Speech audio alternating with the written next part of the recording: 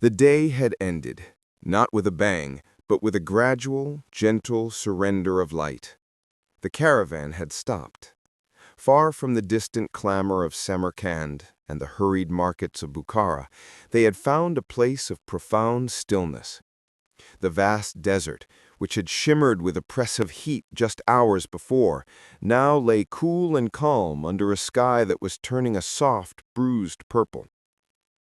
Aisha, the veteran guide, unhooked her satchel from her camel, Ultan.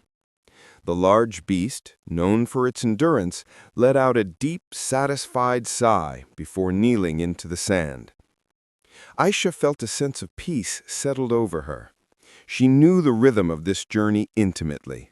The long, slow days of walking, the silent companionship of the other traders, the subtle shifts in the landscape. Here, on the Silk Road, time was not measured by clocks, but by the position of the sun and the quiet journey of the moon. She took out her small ceramic teapot and a handful of herbs. A tiny fire was already crackling, no more than a collection of glowing embers that cast a warm, intimate circle of light on the sand. The air was cool and clean, carrying the faint, comforting scent of dry earth and the distant, unseen spices from the caravans ahead. Aisha brewed her tea, her movements slow and deliberate. The sound of her stirring the small pot was the only sound for a moment, a gentle scraping that was instantly swallowed by the immense silence of the desert. Around her, the other merchants and guards were beginning to settle for the night. They spoke in low, hushed tones, the day's journey having sapped their energy for loud chatter. Soon, even those quiet voices faded. One by one, they wrapped themselves in thick woolen cloaks and lay down, their breathing becoming a soft, rhythmic chorus that harmonized with the vast stillness. Aisha sipped her tea, feeling the warmth spread through her. She gazed upward at the night sky. In the city, the light of 1,000 lamps would have washed away the stars.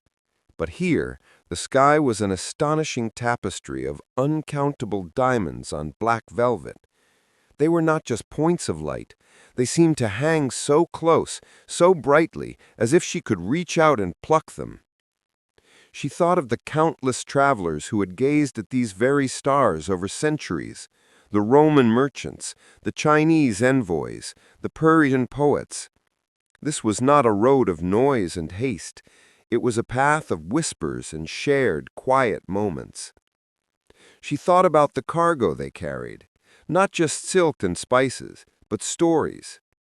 The story of a remote village where skilled weavers spent years crafting a single bolt of cloth. The story of a family recipe for tea passed down through generations. These were the true treasures of the Silk Road, the gentle, human truths carried softly across thousands of miles. Aisha finished her tea. She felt no need for conversation, no desire to move. This was the most peaceful part of her life, these hours of solitude under the immense sky. The distant hum of the sleeping camels was a comfort. It reminded her that she was not alone, but simply a part of a larger, living chain of travel and commerce that had quietly linked the world for thousands of years. The desert was a place of profound stillness, and she was grateful for its silence. She lay down on her thick carpet, pulling her cloak up to her chin. Her eyes grew heavy. She felt the cool, deep sand beneath her and listened to the gentle song of the wind. Tomorrow would bring a quiet sunrise and another day of measured, unhurried travel. But tonight there was only the blessed, heavy peace of sleep.